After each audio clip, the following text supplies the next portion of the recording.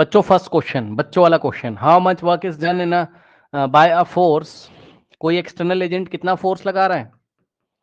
10 newton 10 newton in moving an object through a distance of 1 metre in the direction of force. मतलब क्या चल रही कहानी, ये एक सरफेस है और इस सरफेस पे ये ऐसे एक ऑब्जेक्ट है और इस ऑब्जेक्ट पे फोर्स लगा कितना, 10 न्यूटन, और इसको कितना डिस्प्लेसमेंट दिया इन्होंने, फोर्स की ही 1 डायरेक्शन मीटर में 1 मीटर। सुन लो भाई, मैं नहीं कह रहा हूं भैया, मैंने नहीं बोला है, क्वेश्चन पढ़ लो।